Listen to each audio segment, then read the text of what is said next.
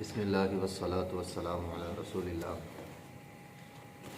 یہ صفحہ نمبر ہے 142، آیت نمبر ہے 9 اور 10۔ اعوذ باللہ من الشیطان الرجیم، بسم اللہ الرحمن الرحیم۔ وَلْيَخْشَ الَّذِينَ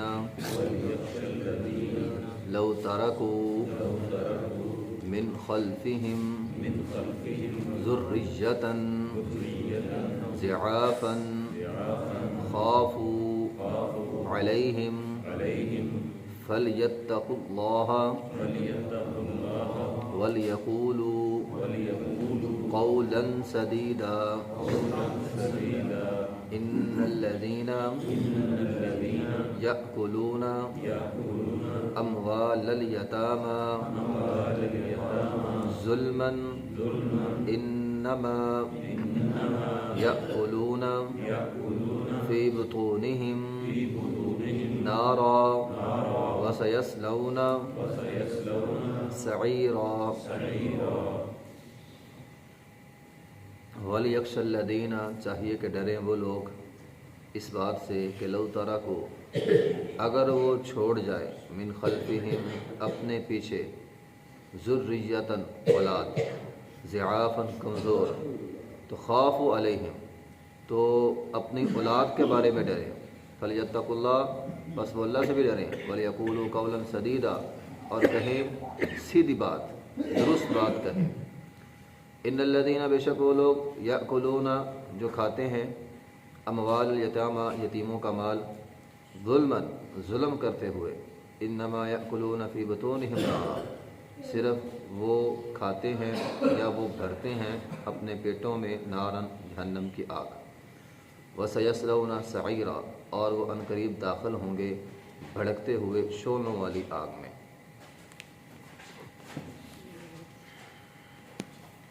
کل کے سبق میں ہم نے پڑھا تھا، جب مال میراث تقسیم ہو رہا ہو، اس وقت اگر کوئی قریبی رشتہ دار آ جائے، یتیم آ جائے، مسکین آ جائے، اس پر سختی نہیں کرنی، اسے کچھ نہ کچھ دے دینا ہے، اور وقولوا لهم قولا معروفا، اور اچھی بات انہیں کہنی ہے۔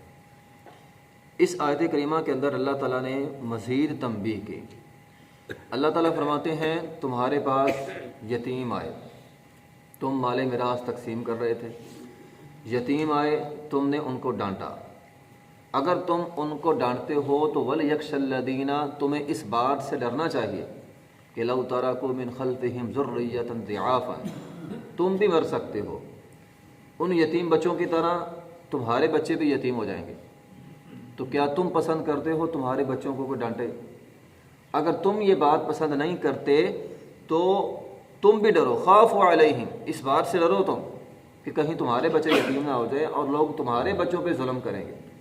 اگر تم یہ بات پسند نہیں کرتے تو جو تمہارے پاس یتیم آئے ہیں یا قریبی رشتہ دار ہیں یا مسکین ہیں، تو ان پر سختی نہیں کرنی، انہیں دینا ہے فَارْزُقُوهُم مِّنْهُم، اور اگر نہیں دے سکتے تو فَلْيَتَّقُوا اللَّهَ، اللہ سے ڈرتے ہوئے، وَلْيَقُولُوا قَوْلًا سَدِيدًا، سیدھی سیدھی بات کہنی ہے۔ تو اس آیت کا ایک مطلب تو یہ ہے۔ دوسرا مطلب یہ ہے کہ اگر تم یتیم کی سرپرستی کر رہے ہو، یتیم کے والی ہو، یتیم کے مال کی حفاظت اسی طرح کرو جس طرح اپنے بچوں کے مال کی حفاظت کرتے ہو، کیونکہ عین ممکن ہے کل کو تمہارے بچے یتیم ہو جائیں۔ آج تم کسی یتیم کے مال کی حفاظت کرو گے، اللہ نہ کرے اگر کوئی حادثہ ہو گیا تو کل کو تمہارے یتیم بچوں کی حفاظت کرنے والا بھی کوئی نہ کوئی موجود ہوگا۔ تو آج تم خیر کرو گے، تمہارے ساتھ خیر ہوگی۔ اگر تم چاہتے ہو اللہ نہ کرے حادثہ ہو جائے، تم اس دنیا سے چلے جاؤ، تمہارے بچوں کے ساتھ کوئی بھلائی کرنے والا موجود ہو، تو اس کے لیے اب موقع ہے تمہارے پاس، تم یتیم بچوں کے ساتھ بھلائی کر لو۔ دوسرا مطلب یہ ہے اس آیت کا۔ وہ جو حدیث ہے، نبی علیہ الصلوۃ والسلام نے فرمایا مومن ہوتا ہی وہ ہے جو اپنے لیے پسند کرتا ہے وہی اپنے مسلمان بھائی کے لیے پسند کرتا ہے۔ تو آج اگر ہم کسی یتیم بچے کے لیے اچھا پسند کریں گے، اللہ نہ کرے اگر ہم دنیا سے چلے گئے تو ہمارے بچوں کے ساتھ بھی کوئی اچھا کرنے والا ہوگا۔ وَلْيَقُولُوا قَوْلًا سَدِيدًا، یہ بار بار آ رہا ہے. وَلْيَقُولُوا قَوْلًا مَعْرُوفًا پیچھے ہم نے پڑھا تھا, قُولُوا لَهُمْ قَوْلًا مَعْرُوفًا, اور یہاں ہے قولاً سدیدہ. سدیدہ معروفہ دونوں کا مطلب تقریباً ایک ہی ہے کہ بات سیدھی سیدھی کرا کرو. مقصد یہ ہے کہ یتیم بچوں کی جو مال ہے, جو ان کا ذریعہ آمدنی ہے, یتیم بچوں کے ساتھ گول مگول باتیں نہیں کرنی, ایسی باتیں زومانی باتیں نہیں کرنی جن کے دو معنی نکل آئے بعد میں مسئلہ بن جائے. تو مال کے حوالے سے یا وراثت کی منتقلی کے حوالے سے سیدھی سیدھی بات کہنی ہے, بالکل واضح بات ہو, زمانہ بات نہ ہو, دو مطلب اس کے نہ نکلے, ایک ہی مطلب نکلے. قولاً سدیدہ, سدیدہ کہتے ہیں اصل میں سدیدہ کا لغوی معنی ہوتا ہے ایسا بند باندھنا جس میں کوئی سوراخ نہ ہو. پانی میں آپ ایسا بند باندھ دیں جس میں کوئی سوراخ نہ ہو, پانی آگے نہ جائے. یعنی ایسی بالکل سیدھی اور واضح بات کہنی ہے جس کا کوئی زمانی لفظ مراد ہو ہی نہ, کوئی زمانی معنی مراد نہ ہو, اس کا بالکل واضح بات ہو, یہ اس کو دے دیا بس دے دیا, تو کوئی زمانی بات نہیں کرنی. وَلْيَقُولُوا قَوْلًا سَدِيدًا, بالکل معروف اور سیدھی سیدھی بات کہنی ہے. اور نہ ہی کوئی ایسی بات کہنی ہے جس سے کسی یتیم کی دل آزاری ہو, یہ بھی معنی ہے اس کا. قولاً معروفہ, معروف بات کہنی ہے, سیدھی بات کہنی ہے, دینا تو دے دے, نہیں دینا تو سیدھی سیدھی بات کہنی ہے. اس حوالے سے ایک واقعہ ہے, نبی علیہ السلام کے زمانے میں سعد بن ربیعہ رضی اللہ تعالیٰ عنہ, یہ جب غزوہ احد میں شہید ہو گئے تھے, تو ان کی بچیاں تھیں یتیم, چھوٹی چھوٹی بچیاں یتیم ہو گئیں. تو ابھی اتنے واضح احکامات نازل نہیں ہوئے تھے, تو ان کے جو چچا تھے نا, انہوں نے اپنے بھائی کا سارا مال لے لیا, یعنی سعد کا سارا مال سعد کا بھائی لے گیا. اب یہ سعد کی یتیم بچیاں تھیں چھوٹی چھوٹی, تو ان کی والدہ یعنی سعد کی بیوی جو ہے وہ نبی علیہ السلام کے پاس آئی اور آ کر کہا یہ چھوٹی چھوٹی بچیاں ہیں, ان کے باپ سعد رضی اللہ تعالیٰ عنہ وہ تو غزوہ احد میں شہید ہو گئے تھے, اور ان کے چاچے نے سارا مال لے لیا, تو یہ بچیاں تو چھوٹی چھوٹی ہیں, اب ہم کیا کریں, کہاں سے کھائیں. تو نبی علیہ السلام خاموش رہے. اس وقت یہ احکامات ابھی نازل نہیں ہوئے تھے. پھر اس سے اگلی آیت اور یہ آیتیں جو ہیں وہ نازل ہوئیں جن میں وراثت کے تمام حقوق تھے. تو نبی علیہ السلام نے سعد رضی اللہ عنہ کے بھائی کو بلایا, اور بھائی کو بلا کے 8واں حصہ بیوہ کو دیا, یعنی بچیوں کے والدہ کو دیا, اور 2/3 حصے, یہ آگے چل کے ہم اس کی تفصیل بھی پڑھیں گے, اگر بھائی نہ ہو یعنی بیٹا نہ ہو, اکیلی بیٹیاں ہوں, تو مال میں سے 2/3 حصہ بیٹیوں کا ہوتا ہے. تو نبی علیہ السلام نے 2/3 حصہ ان بیٹیوں کو دیا, 8واں حصہ بیوہ کو دیا, اور جو باقی بچ گیا وہ سعد کے بھائی کو نبی علیہ السلام نے کہا یہ تمہارا حصہ اتنا ہے. تو یتیم بچیاں تھیں, ان کو مال نہیں لٹایا, تو نبی علیہ السلام نے فیصلہ یہ کیا کہ یتیم بچیوں کا مال یتیم بچیوں کے حوالے کرنا ہے. فَلْيَتَّقُوا اللَّهَ, اللہ سے ڈرنا اس معاملے میں, کہیں یتیم کا ہم حق نہ کھا جائیں. اگلی آیت میں مزید ڈانٹ ہے, ان الذین یأکلون اموال الیتامی, بے شک وہ لوگ جو یتیموں کا مال کھاتے ہیں ظلم کرتے ہوئے. ایک یتیم کا مال کھانا ہے, بندہ غریب ہے, یتیموں کا سرپرست بن گیا ہے, غریب ہے, اب یتیموں کے مال کی رکھوالی کرتا ہے, زمین ہے یا فصل ہے, اناج ہے, کھیتی ہے, اس کی حفاظت بھی کرتا ہے, اس کے پاس اور کوئی کام نہیں ہے, تو وہ مزدوری کے لیے تو نکال سکتا ہے, جس طرح پیچھے ہم نے پڑھا معروف طریقے کے مطابق جو مزدوری ہو اتنا مال وہ یتیموں کے مال میں سے لے سکتا ہے, لیکن ظلم کرتے ہوئے نہیں, ناجائز طریقے سے یتیموں کا مال نہ کھاؤ. کیوں؟ انما یاکلون فی بطونہم نارا, جو یتیموں کا مال کھاتا ہے گویا وہ اپنے پیٹوں میں آگ بھر رہا ہے. تو یہ کتنی سخت وعید ہے, پیٹوں کے اندر آگ.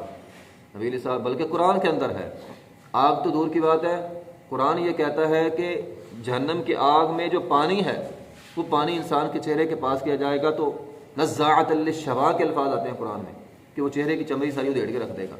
تو جس کا پانی چہرے کی چمڑی سارا ادھیڑ دے گا وہ آگ جب پیٹ میں جائے گی تو کیا بنے گا. انما یاکلون فی بطونہم نارا, جو یتیموں کا مال ناجائز طریقے سے کھاتے ہیں وہ اپنے پیٹوں میں جہنم کی آگ بھر رہے ہیں. وسیصلون سعیرا, ان قریب وہ داخل ہوں گے سعیرا. نارا کہتے ہیں آگ کو, اور سعیرا کہتے ہیں شعلوں والی آگ کو جس کے لمبے لمبے شعلے ہوں.